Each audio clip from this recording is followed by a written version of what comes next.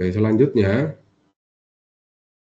jika kita diberikan ada beberapa urutan proses, operasi 1, operasi 2, dan operasi 3.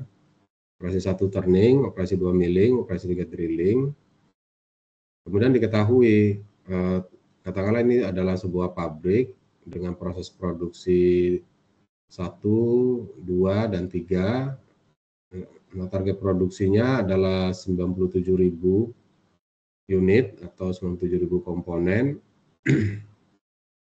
Kemudian diketahui pula scrap estimasinya di P1, di proses 1 adalah 0,04 atau 4%, di P2 0,01 atau 1%, di P3 0,03 atau 3%. Maka kita akan bisa menganalisis berapa jumlah kebutuhan bahan di awal proses. Jadi di gudang nanti harus tersedia berapa unit barang. Maka perhitungannya adalah mulai dari belakang, dari ujung, dari operasi 3, bergerak ke operasi 2, bergerak ke operasi 1. Tentunya di operasi 3, outputnya adalah 97.000, scrapnya adalah 0,03, maka kita bisa hitung input di awal proses 3 adalah 97.000 dibagi 1 dikurang faktor scrapnya, yaitu 0,03. Jadi ternyata di operasi 3 itu membutuhkan 100.000 unit. Maka input di operasi 3 itu adalah output bagi operasi 2. Sehingga kita bisa hitung berapa input di operasi 2, yaitu outputnya 100.000 ya dibagi dengan 1 dikurang faktor scrap yaitu 0,01. Maka inputnya adalah 101.010 unit. Nah, demikian seterusnya.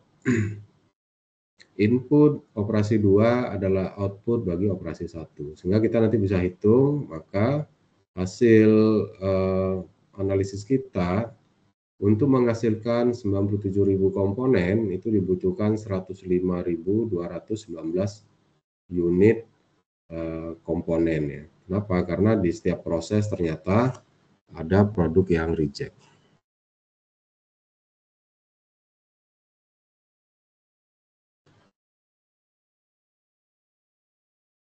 Nah, tadi kita bicara merencanakan kebutuhan bahan. Manfaat dari kebutuhan bahan itu yang pertama terkait dengan pengendalian persediaan.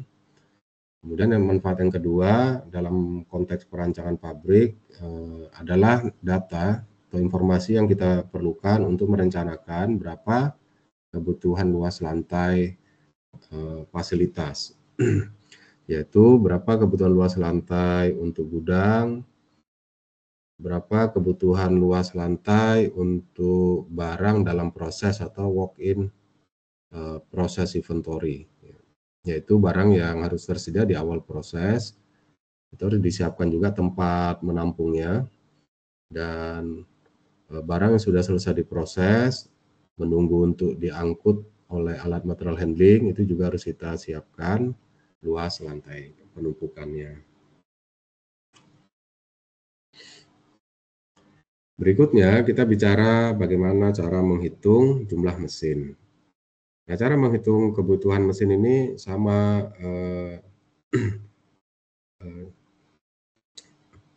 berkaitan dengan perhitungan kebutuhan bahan tadi. Ya, jadi secara sederhana bisa diformulasikan kebutuhan jumlah mesin disimbolkan dengan N kecil itu adalah kapasitas yang dibutuhkan dibagi dengan kapasitas yang tersedia. Nah, ketika kita merancang pabrik tentu kita sudah tetapkan satu hari berapa jam pabrik bekerja, satu minggu berapa hari, satu bulan berapa minggu, kemudian apakah ini satu shift atau 2 shift. Nah, itu adalah availability, jadi waktu yang kita sediakan ya, itu adalah jam kerja dari pabrik. Nah, dari sekian jam yang kita sediakan bisa saja tidak sepenuhnya tergunakan. Nah, ini bisa saja disebabkan oleh kemampuan alat, keterbatasan atau keterampilan dari para pekerja, ya. Nah, sehingga eh,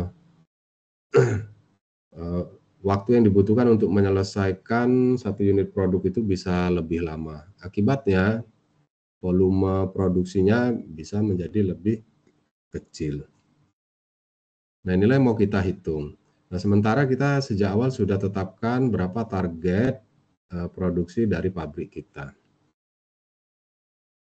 Nah, bagaimana cara menghitungnya? Kita langsung saja diberikan ilustrasi seperti ini. Misalkan pabrik kita itu bekerjanya satu shift itu 8 jam. Kemudian ditemukan 750 non-defective part.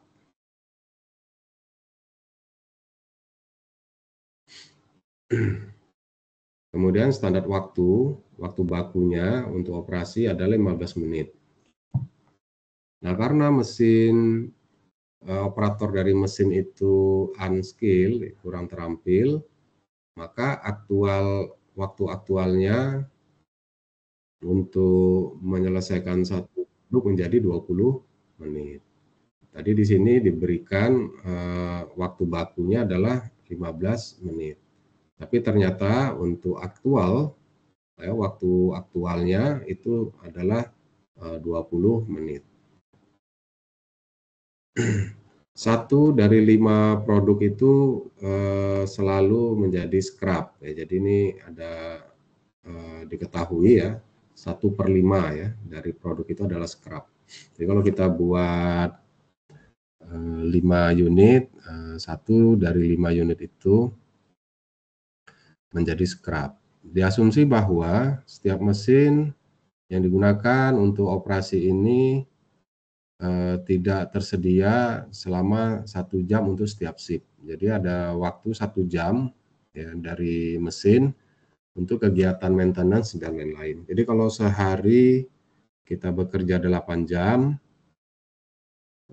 sebenarnya efektifnya itu hanya 7 jam. Karena 1 jamnya digunakan untuk kegiatan perawatan minor atau rutin, gitu ya.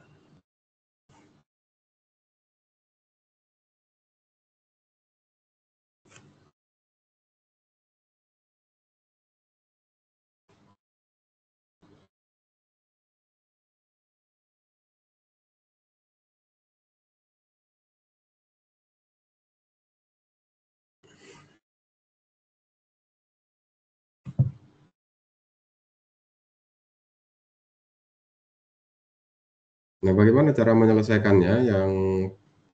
Yang pertama, ilustrasi tadi itu menunjukkan bahwa diketahui 1 hari target produksinya ada 750 unit. Jam kerja pabriknya 8 jam, 1 harinya ada 1 shift aja. Kemudian kita bisa hitung scrap-nya 1/5 dari mana, ya, karena tadi diinformasikan setiap kita produksi 5 itu ada 1 yang reject. Jadi memang reject-nya cukup besar, jadi 1/5. Waktu standarnya itu 15 menit per unit. Sementara waktu aktualnya adalah 20 menit per unit. Jadi lebih lama, ya, untuk menyelesaikan 1 unit produk. Nah, ini disebabkan unskill tadi, pekerjanya kurang terampil. Jadi lebih lama dia menyelesaikan 1 unit produk. Kalau standarnya sih pinginnya dia 15 menit, ya, tapi di lapangan ternyata butuh waktu 20 menit. Dalam 1 hari itu ada 1 jam yang not available, ya, digunakan untuk kegiatan maintenance. Artinya mesin ini kerjanya ya cuma 7 jam lah. Sehingga kita bisa lakukan analisis. Yang pertama, kita harus menghitung terlebih dahulu berapa kebutuhan bahan. Jadi kita hitung kebutuhan bahan seperti ini. Scrap-nya adalah 0,2, ya. Jadi kita dapatkan Bahan di awal proses sebanyak 937,5 unit.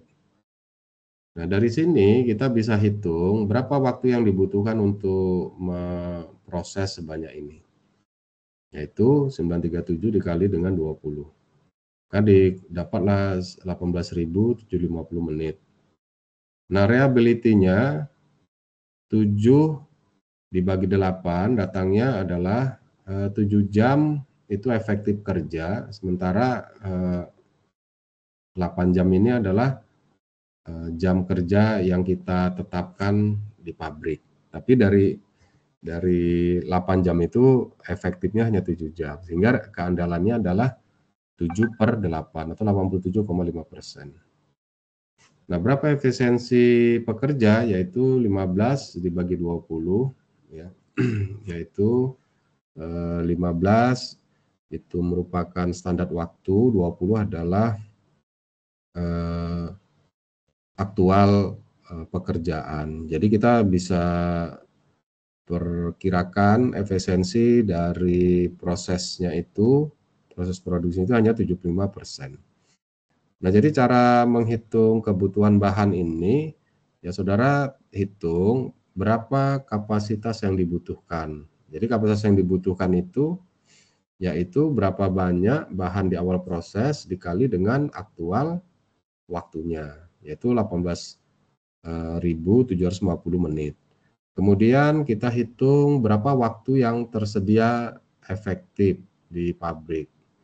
Nah, caranya adalah ya kita hitung satu hari berapa, kita kerja pabriknya satu shift, kemudian satu hari 8 jam, 1 jam 60 menit ya, karena satuannya kita buat menjadi menit, tetapi semakin berkurang karena ada faktor efisiensi.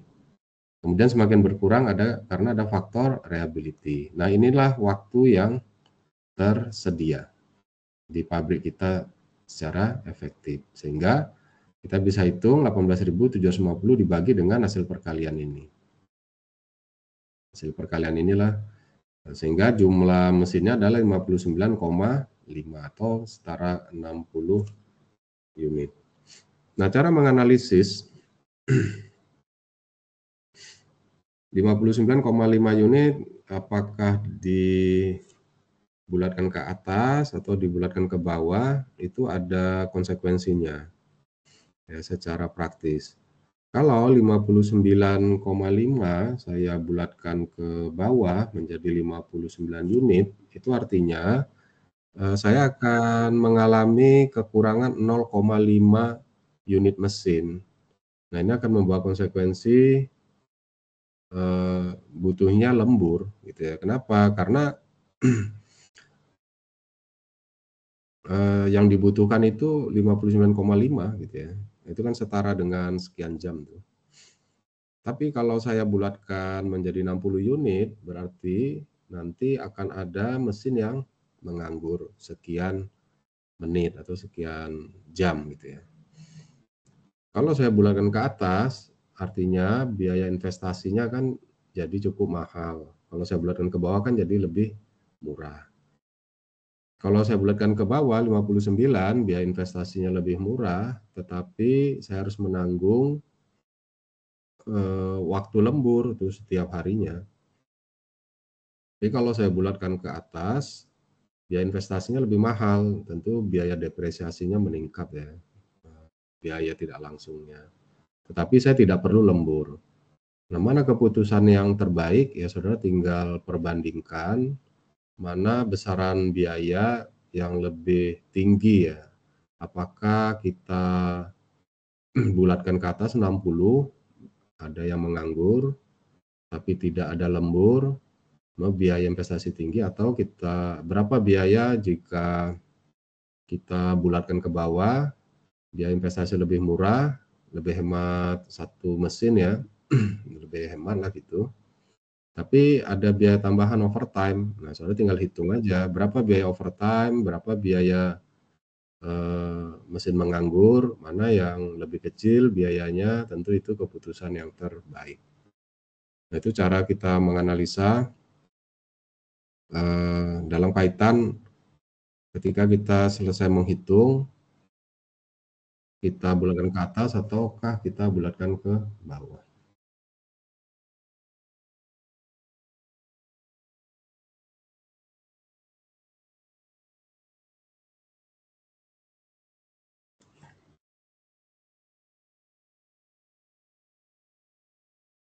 Jadi kalau ada yang ragu nanti ditanyakan ya. Ya, Pak. Nah ini ilustrasi lainnya,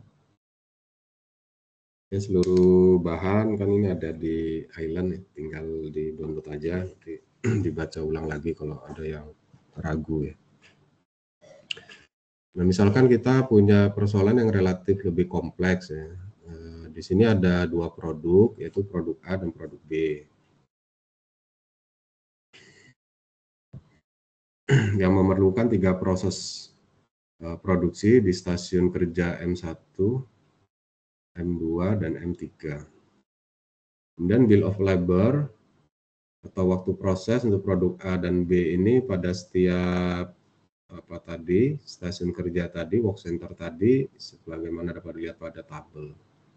Jadi kalau proses di M1 untuk produk A itu perlu waktu 10 menit. Kalau di M2 12 menit, di M3 15 menit. Kemudian target produksi A itu 663 unit dan B itu 663 unit. Kebetulan ini target produksinya unitnya sama.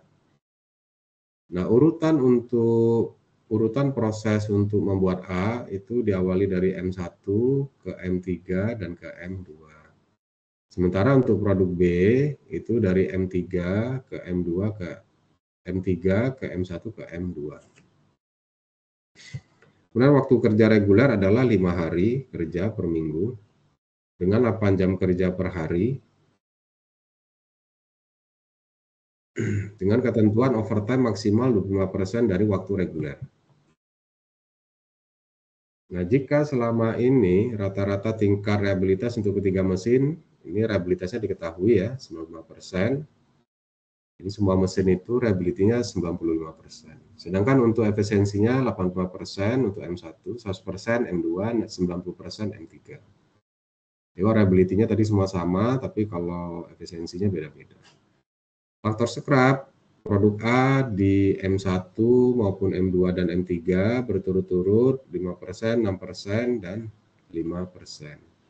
Kalau faktor scrap untuk produk B, kalau untuk produk B di M1, M2, dan M3 itu masing-masing 5%, 7%, 3%. Nah, hitunglah jumlah kebutuhan bahan masing-masing produk, hitunglah jumlah kebutuhan mesin untuk memenuhi target produksi.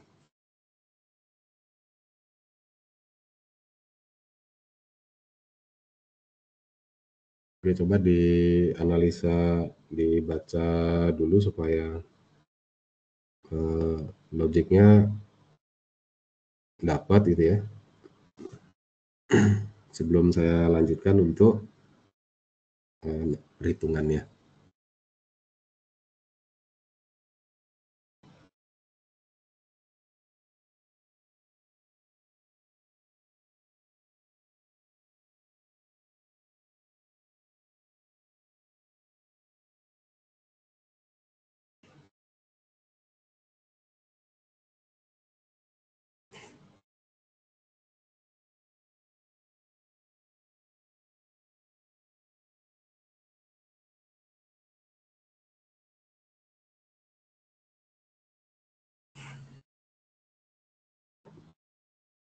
Oke, jadi cara kita menganalisis kasus ini, yang pertama coba kita catat dulu berapa target produksi setiap produk. Jadi 663 ya, kebetulan masing-masing dia adalah sama ya target produksinya nih 663. Kemudian jam kerjanya diketahui 8 jam per hari, satu minggu itu 5 hari kerja, overtime-nya itu hanya diizinkan 0,25 dari jam reguler.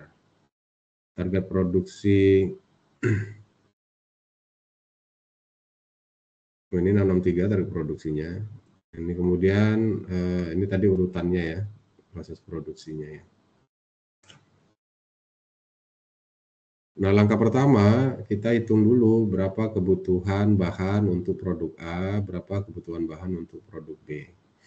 Jadi dengan mudah kita bisa hitung ya. Yang B juga demikian, kita bisa hitung.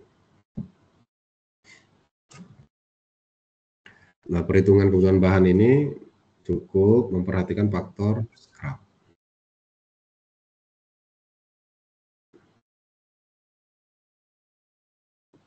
Nah, selanjutnya kita setelah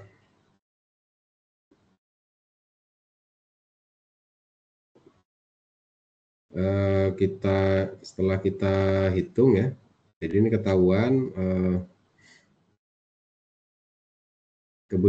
berapa kebutuhan bahan di awal proses, yaitu 781,5 unit. Berapa kebutuhan bahan di awal proses untuk produk B, untuk memenuhi target produk B itu 773,6 unit.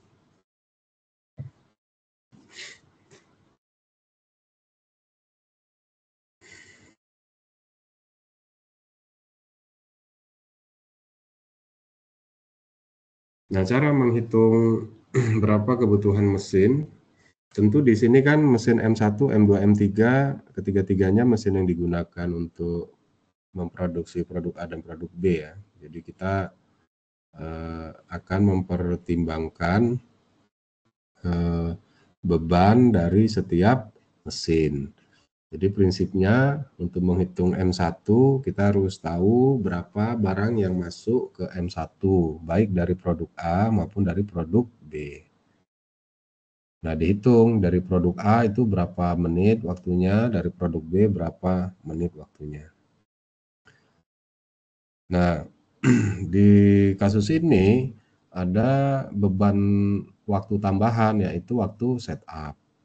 Maka saudara harus hitung dulu berapa waktu setupnya. Jadi kalau setupnya itu 1 kali, kalau dia menggunakan prinsip kerja load for load, tentu setupnya cukup 1 kali kan. Jadi kalau setupnya itu membutuhkan waktu 15 menit, 1 kali ya 1 kali 15 menit. Tapi kalau misalkan ukuran lotnya itu diketahui, ya barang di awal proses untuk produk A 100 misalnya.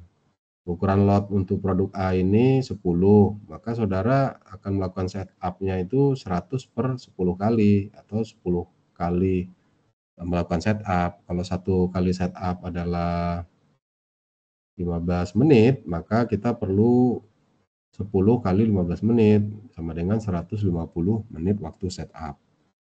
Jadi waktu atau kapasitas yang dibutuhkan atau waktu yang kita butuhkan untuk menyelesaikan semua produk yang ada di mesin M1, saudara hitunglah berapa waktu proses, berapa waktu setup, itu jumlahnya berapa, dibagi dengan waktu yang tersedia. Nah, waktu yang tersedia ya berapa 1 hari, berapa jam, berapa shift, berapa efisiensi, berapa reliability, itulah waktu yang tersedia. Maka kita bisa langsung dapatkan berapa unit mesin M1 dalam hal ini.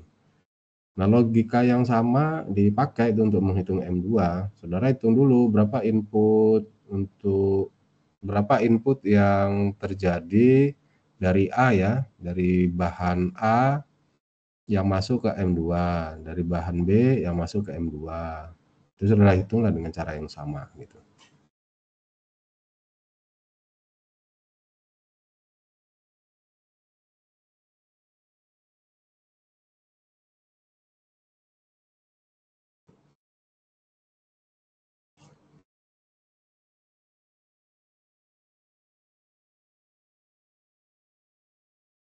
Kalau ada yang masih ragu, boleh dikonfirmasi ya sebelum saya lanjutkan.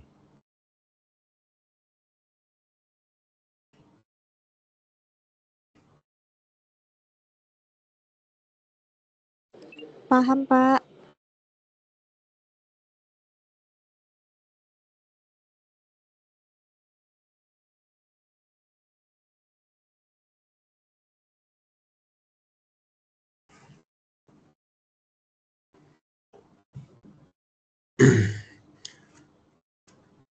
Nah, ini contoh berikutnya juga sama ya. Ini contoh yang sudah saya jelaskan juga pada contoh sebelumnya. Jadi prinsipnya sama saja. Ya. Yang perlu diperhatikan kan jika produknya itu adalah punya struktur ya, punya struktur produk tertentu.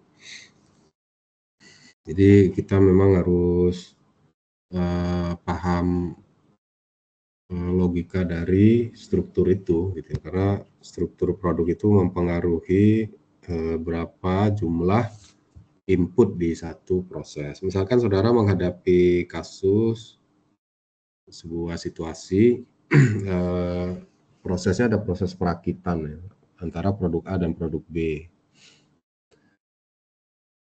Nah, diperhatikan berapa bill of materialnya gitu, karena itu akan mempengaruhi jumlah bahan yang harus tersedia di awal proses perakitan. Jadi kalau perbandingan untuk satu unit finish product butuh 2 unit A dan butuh 1 unit B, jika kita targetkan produksinya adalah 100 unit, tentu saudara harus siapkan 2 kali 100 atau 200 unit A dan 1 kali 100 atau 100 unit B. Nah, itu didapatkan dari hasil analisa kita menggunakan bill of material. Nah, tadi kita bicaranya ini ya, kebutuhan bahan dan kebutuhan mesin. Jadi output dari kebutuhan bahan dan kebutuhan mesin itu data yang kita perlukan untuk menghitung berapa luas lantai yang kita perlukan ya dalam merancang sebuah. Nah, sebelum kita melangkah kepada perencanaan kebutuhan luas lantai, kita harus paham dulu bahwa di dalam sebuah fasilitas pabrik, baik di gudang, baik di lantai produksi, itu mempunyai ada kegiatan pergerakan bahan. Nah, pergerakan bahan ini harus kita rencanakan. Nah, di pembahasan kita sebelumnya, salah satu ciri-ciri rancangan pabrik yang baik apabila pola aliran bahannya itu kita rencanakan. Nah, ada pola-pola dari aliran bahan itu. Yang pertama, kita perlu tahu bahwa pola aliran bahan itu ada aliran bahan di dalam workstation gitu ya. Ada aliran bahan antar departemen. Jadi kalau workstation itu berarti kan aliran bahan di ini ya, di apa namanya, di mesinnya itu sendiri. Kalau aliran bahan antar departemen ya pergerakan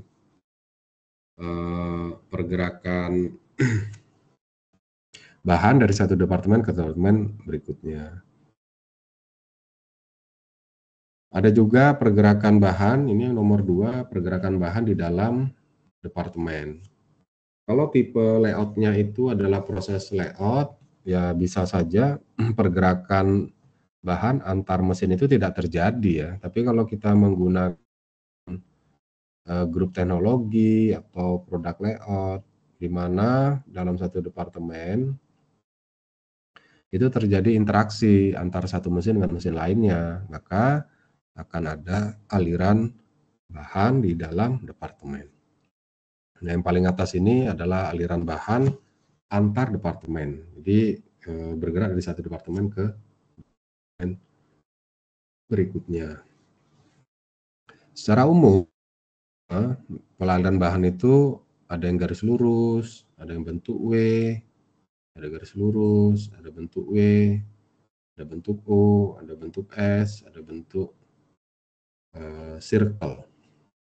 Tapi ciri-ciri tata letak pabrik yang baik adalah jika aliran bahannya itu garis lurus. Itu yang sangat ideal. Cuma kadang-kadang, luas lantai yang tersedia, areal tanah kita itu nggak cukup untuk garis lurus. Harus belokkan dia menjadi bentuk U mungkin. Masih nggak cukup juga, mungkin sudah belokkan menjadi bentuk W, gitu ya. Atau sudah belokkan menjadi bentuk S, gitu. Tapi secara teoretikal, tipe aliran bahan itu ya garis lurus, ya. Karena itu yang memang tipe aliran bahan yang terbaik.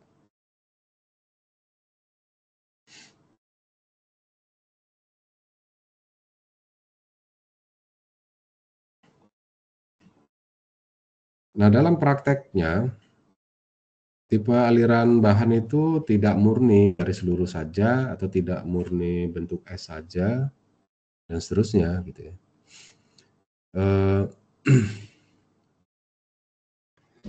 Jadi kombinasi, sebenarnya contohnya seperti yang di sini, yang saya tunjuk menggunakan kursor ini ya, atau laser pena ini, pointer.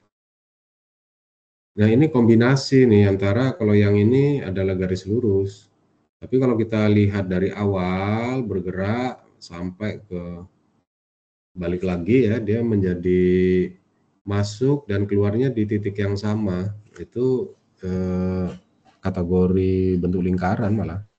Di sini bentuknya peta ya, tapi dia justru itu bentuk lingkaran. Kenapa lingkaran? Karena inputnya dan outputnya itu di titik yang sama.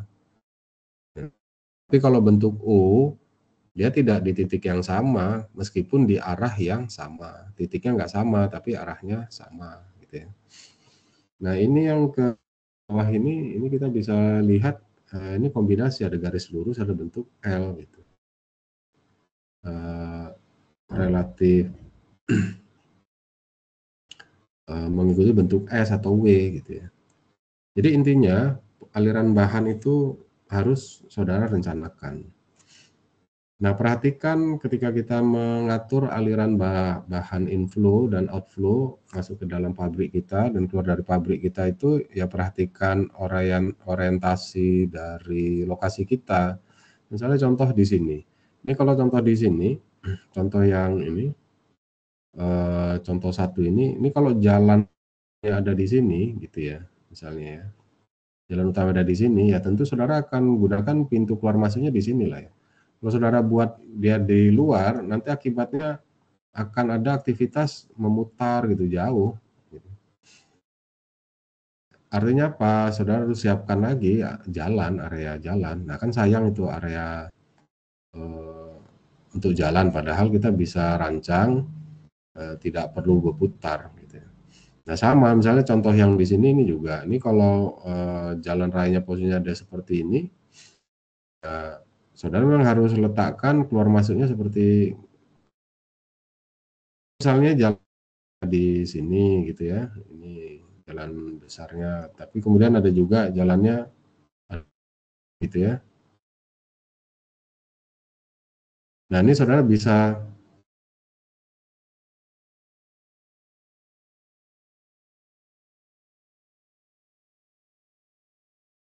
nah saudara di sini bisa menggunakan titik masuknya di sini gitu ya, dan titik keluarnya di sini bisa. Itu kegunaan perencanaan aliran bahan ya. Dan dia tidak murni satu tipe. Berikut ini adalah contoh lain ya dari kombinasi. Jadi kalau kita ini kalau jalan utamanya ada di sini gitu ya, ya tentu saudara akan titik masuk barang, titik keluar di sini kan. Nah ini kombinasi antara bentuk U dan bentuk garis lurus nih. Kalau ini garis lurus, garis lurus, itu garis lurus. Tapi kalau pergerakan globalnya ini berbentuk U ya.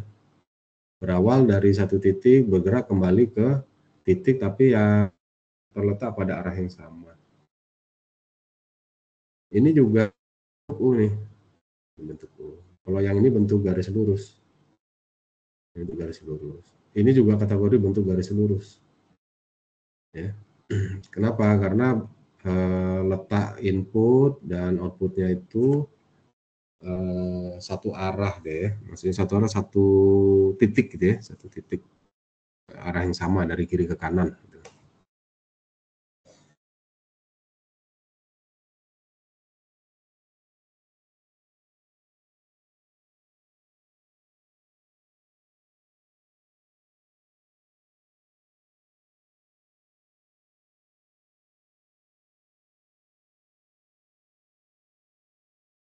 Nah, kalau kita bicara aliran bahan di workstation di dalam mesin, itu kan pergerakan biasa ada manusia, satu orang operator, ada satu mesin, kemudian ada bahan ya. Mungkin bahan diambil di sebelah kiri, dibawa, diproses sebelah kanan. Nah, itu yang umum pergerakannya workstation. Kemudian ada juga aliran bahan dalam departemen. Jadi di departemen itu ada terdiri beberapa mesin kan. Jadi workstation departemen itu isinya workstation gitu ya. Jadi ada beberapa. Nah, kalau di dalam workstation-nya itu ada interaksi proses, ya tentu akan ada aliran. Atau paling tidak mesinnya sama dengan tipe layoutnya proses layout ya, mesinnya sama semua. Ya tentu saudara harus atur tuh pergerakan material supaya tidak mengganggu kegiatan di workstation gitu. Nah, maka ada nama pengaturannya, ada nama susun konfigurasi mesin-mesinnya itu end to end. Jadi berjejer ya, kiri kanan ya. Ini mesinnya operator. Ada namanya back to back. Jadi bagian belakang mesin, yang kita sebut bagian belakang mesin itu yang seberang ya. Jadi kalau kita berada di depan meja, yang kita langsung badan kita dengan sisi meja itu front. Nah, di seberangnya itu yang back gitu. Ini nyusun back to back. Jadi aliran materialnya itu melewati di antara dua mesin ini. To end melewati di depan operator itu. Namanya front to front. Jadi operatornya itu saling punggung gitu ya. Itu juga ada gitu ya. Ada juga kadang pertimbangannya ini dua mesin ini dikelola oleh hanya satu orang operator. Jadi didesain konfigurasinya itu front to front. Ada pula yang dia bentuk circle. Ada juga bentuknya dia zigzag. Ya apa namanya ini? Ya zigzag gitu ya. Ini aliran dalam departemen. Dan aliran, kalau kita bicara aliran ini ilustrasi tadi juga ya. Aisal ini adalah gang. Ya, jadi di jalan di kiri kanan ya tergantung lah di mana letaknya ya dari apa nih ya. Itu aisal itu yang kita masuk adalah gang, tempat lalu lintas pergerakan barang.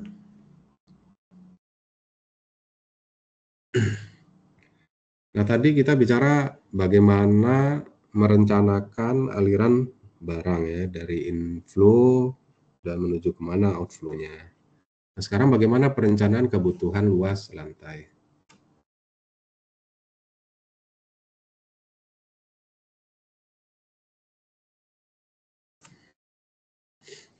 Ini kita bicaranya yang besar dulu, bahwa di dalam sebuah pabrik itu akan terdiri dari fasilitas-fasilitas kategori produksi. Ada fasilitas kategori pendukung langsung dari produksi atau production service. Ada fasilitas yang memang dibutuhkan untuk para pegawai, para pekerja. Ada fasilitas yang sifatnya umum atau general service. Dan ada yang untuk pendukung fisik, physical plant service. Ya, apa saja nih contoh-contohnya gitu ya. Contoh fasilitas produksi itu ya proses permesinan, luas lantai untuk perakitan, pengecatan, pengemasan dan lain-lain. Ya benar-benar untuk produksi lah ya langsung. Kalau production service itu contohnya gudang, terus area penerimaan, pengiriman, ruang untuk perawatan mesin, itu disebut production service. Jadi service untuk kegiatan-kegiatan produksi. Kalau personal service itu misalnya ada pusat kesehatannya, ada restoran, ada toilet, parkir, ruang istirahat, ruang merokok, itu personal service. Kalau general service ini yang berkaitan dengan apa? Ruang-ruangan. Jadi kalau kita masuk ke satu perusahaan kan ada gedung perkantoran, itu general service gitu ya. Kalau contoh physical plant service itu ruang atau area pengolahan limbah gitu ya, yang memang service yang bersifat fisik ya untuk mendukung kelancaran kegiatan pabrik, physical plant service. Nah, bagaimana cara kita merencanakan kebutuhan luas lantai ini? Meskipun tadi ada kategorisasi, ada production, product service, dan lain-lain, pada prinsipnya kalau kita merencanakan kebutuhan luas lantai ini, saudara harus awali perhitungannya itu dengan menghitung berapa luas lantai stasiun kerja mandirinya. Ya, kalau itu ada mesin, ada operator, ada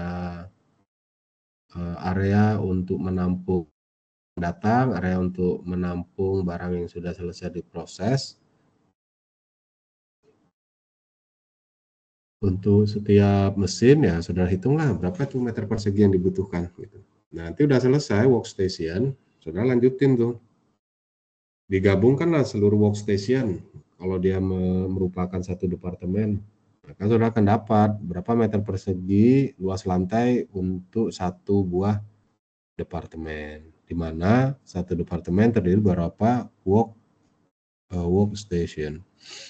Baru saudara jumlahin tuh seluruh luas lantai departemen, itulah luas lantai final pabrik yang kita rencanakan.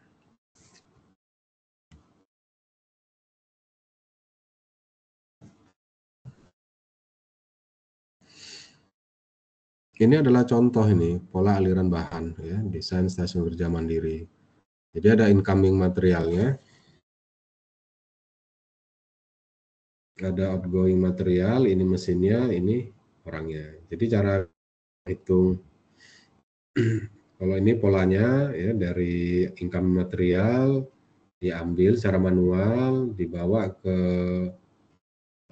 area permesinan, diproses, selesai, dibawa, diletakkan outgoing material. Ini pola aliran bahan di workstation. Nah, setelah itu, setelah kita tahu gimana pola aliran bahan, mulailah kita hitung ini berapa ini kebutuhan luas lantainya.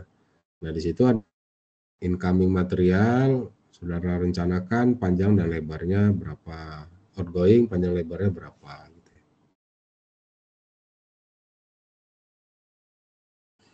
Untuk dimensinya ini ya saudara harus tahu bentuk dimensi dari materialnya.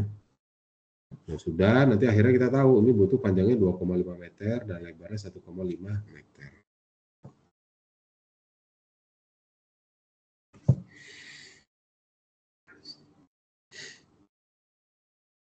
Nah, karena ini dia ada area ya tetap kita penuhkan ya.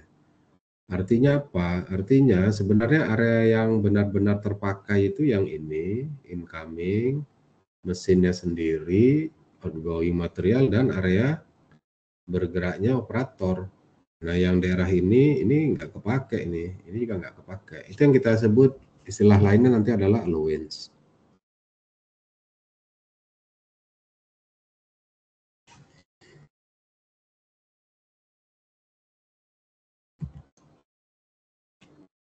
Jadi kita bisa hitung itu dengan pola aliran bahan seperti tadi, berapa kebutuhan luas lantainya. Untuk mesin, karena ada satu unit, panjang lebarnya kita tahu. panjang lebarnya kita sudah juga tahu. Incoming storage, outgoing storage kita juga tahu. Jadi dapatlah kebutuhannya 3 meter persegi itu. Ya, 3 meter persegi. Nah, kemudian ada namanya allowance ya. Kebijakan allowance ini, apa yang dimaksud dengan allowance? Yaitu yang kita alokasikan untuk berbagai macam pertimbangan teknis. Misalnya, kasih juga itu ruangan kalau nanti ada reparasi mesin.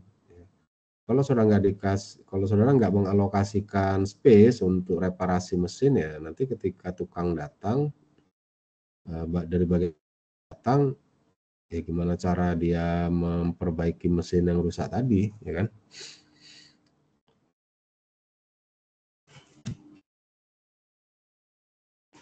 Nah, itu kita sebut allowance. Nah, allowance sih itu antara 150% sampai 300%. Jadi 1,5 kali atau 3 kali lipat dari area yang sesungguhnya. Nah, di sini kan area sesungguhnya itu 3 meter persegi. Nah, kalau kita menetapkan 150%, jadi butuh areanya sebenarnya 4,5. Jadi 3 meter persegi 3 meter persegi dikali 5. Berarti 4,5 meter persegi. Nah, inilah 4 meter persegi ini yang sebenarnya kita butuhkan. Kalau saudara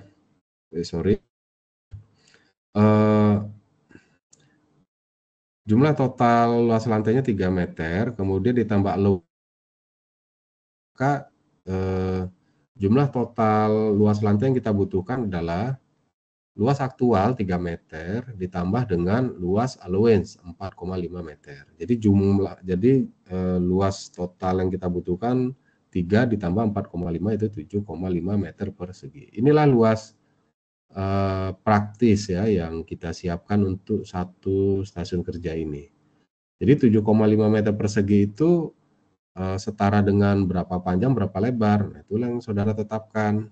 Nah, cara menetapkan berapa panjang, berapa lebar ya tentu kembali lagi kepada pola aliran bahan tadi. Dia bergeraknya dari mana ke mana. Kalau dari kiri ke kanan, ya saudara memang harus siapkan panjangnya itu dengan panjang mesin, panjang incoming material, dan panjang outgoing material gitu. Nah, itulah panjangnya. Jadi misalkan di kasus ini, di contoh ini, dimensi stasiun kerja dengan luas 7,5 meter persegi adalah 3 meter panjang dikali 2,5 meter lebar.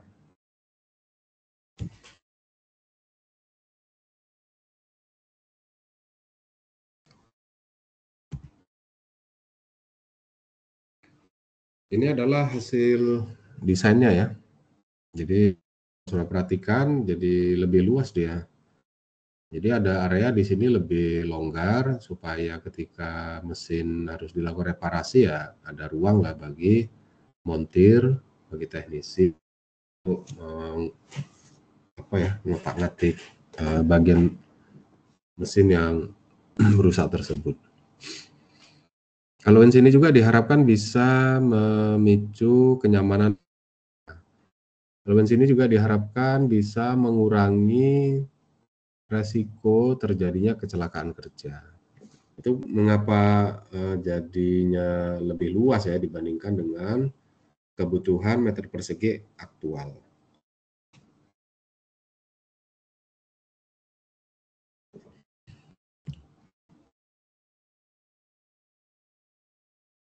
Oke, ini sudah ya tipe-tipe formasi stasiun kerja ya, end to end, front to front, back to back.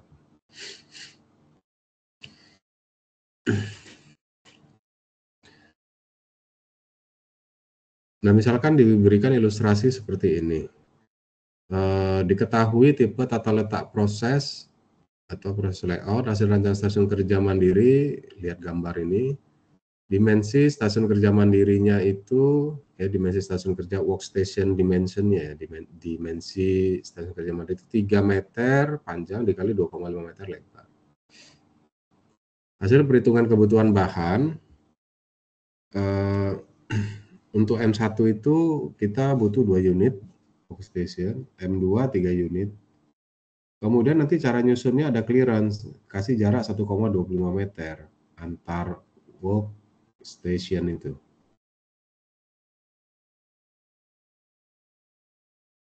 Kemudian nanti clearance antar departemennya 3 meter. Ini kan ada departemen M1 dan ada departemen M2.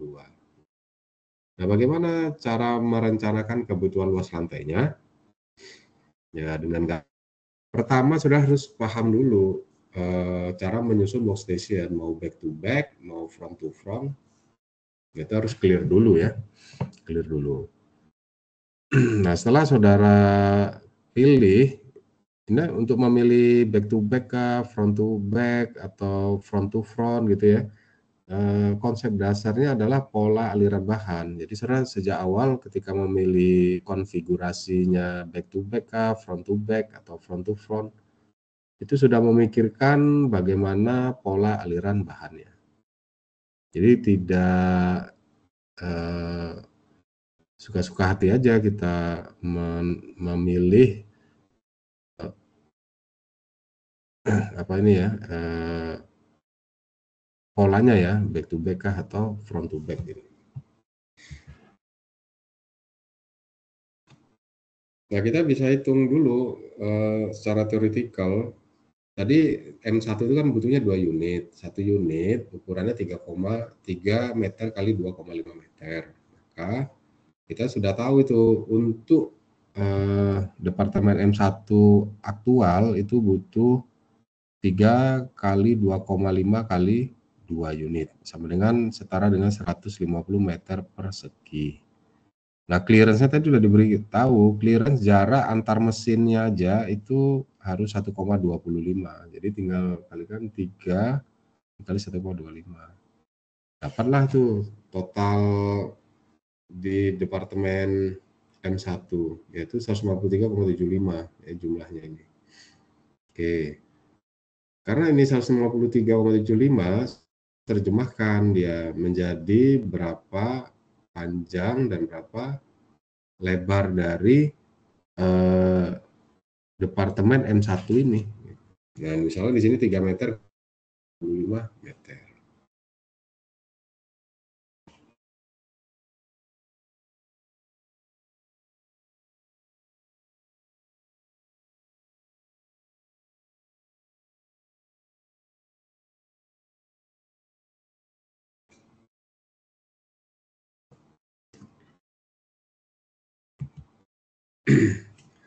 Hal yang sama kita lakukan untuk menghitung M2 ya.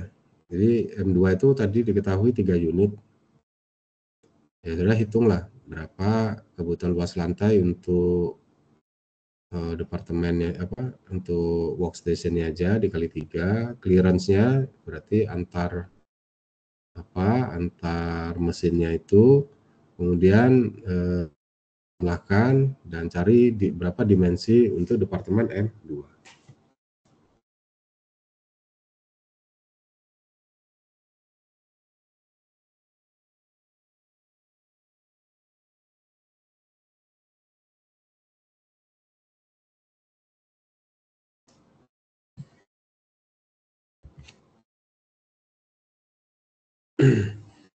Kalau kita susun layoutnya itu seperti ini ya, bisa seperti ini, in ada out ini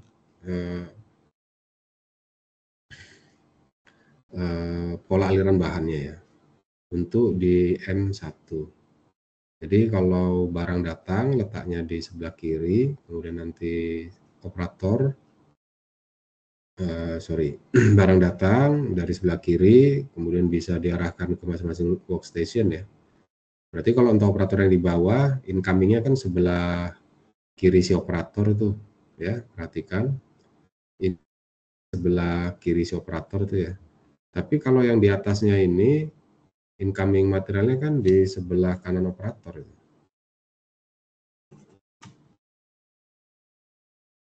ya kan? Ya, ini bisa saudara ikuti ya. Kalau barang datang dia ke sini gitu ya. Kalau untuk workstation yang ini. Tapi kalau dia ke atas dia ke sini. Gitu. Jadi harus berputar tuh. Ini konsekuensi karena saudara nyusunnya kan back to back seperti ini. Jadi akan menjadi berbeda kalau saudara redesign, nggak back to back lagi. Gitu.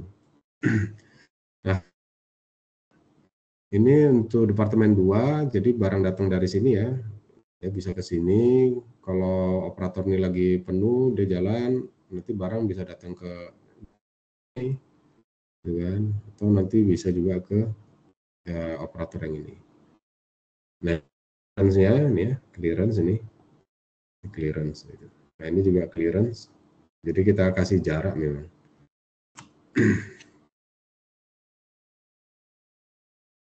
Sehingga kita lihat ini tidak efektif ya yang di Departemen M1. Kita perlu lagi bagaimana desain yang lebih efektif ya, supaya pergerakan handling itu nggak terlalu jauh. Gitu. Bisa ubah seperti ini. Jadi kalau barang datang bisa langsung ke sini incoming ya kan, atau barang datang bisa ke sini ya.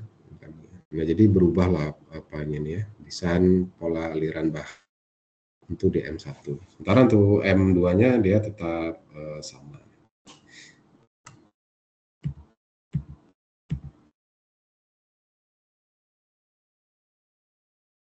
Jadi berapa total luas lantai pabrik ya yang terdiri dari M1 dan M2?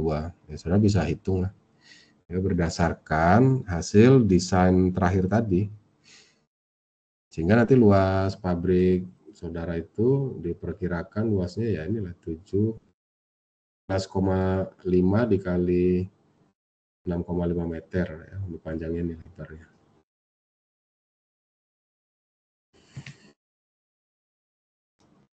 Saudara bisa juga mempertimbangkan, memikirkan alternatif berikutnya gitu ya. Jadi kesimpulannya dalam mendesain ya, saudara yang namanya desain itu tidak ada yang terbaik ya, tapi selalu ada yang lebih baik. Sehingga konsekuensinya saudara harus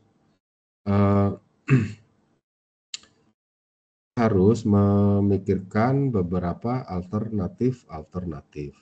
Nah, cuma alternatif itu ditindaklanjuti, diproses lebih jauh analisisnya adalah desain yang secara teknikal itu sudah memenuhi syarat dulu gitu ya. Alternatif satu tadi kan tidak memenuhi syarat ya.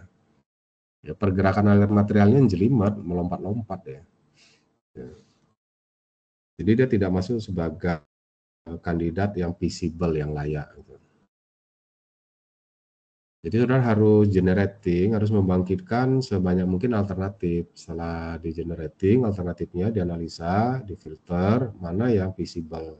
Yang tidak visible tentu keluar dari kumpulan alternatif. Nah sisanya yang visible itulah yang saudara yang saudara tindak lanjuti, saudara pilih gitu ya.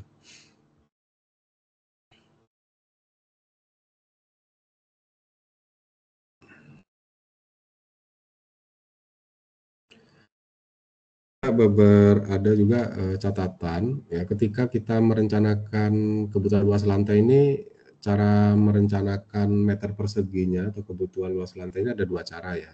Cara satu, saudara cara menghitung luas akhirnya itu sama dengan luas awal dikali langsung faktor allowance. Dan, jadi langsung aja. Jadi misalkan kita hitung luas lantainya 3 meter persegi. Faktor allowance-nya 150%. Maka luas lantai itu ya 3 dikali 1,5, itu 4,5 meter persegi. Itu bisa, tapi ya akibatnya terlalu sempit ya ruangannya ya. Cuma keuntungannya ya kebutuhan luas lantai kita bisa lebih kecil gitu. Kenapa? Karena semakin luas areal yang dibutuhkan untuk sebuah pabrik ya itu membutuhkan luas tanah yang makin besar, konsekuensinya ya biaya investasi areal pabriknya yang menjadi lebih mahal.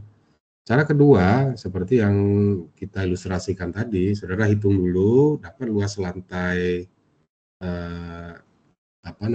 aktual gitu ya. Kemudian saudara hitung berapa luas lantai, berapa allowance-nya, kemudian saudara itulah luas lantai desainnya. Ini tentu menjadi lebih luas, ya lebih nyaman, lebih mudah diakses. Gitu. Tapi konsekuensinya ya luas areal pabriknya menjadi sangat besar. Kayak konsekuensinya biaya investasi untuk membeli areal itu menjadi sangat mahal. Jadi masing-masing punya plus minus, gitu ya. Jadi perhitungan kebutuhan luas lantai, menghitung mesin, menghitung bahan. Kalau ada yang mau saudara tanyakan dulu boleh, kalau tidak ada saya lanjutkan ke analisis keterkaitan kegiatan. Paham, Pak.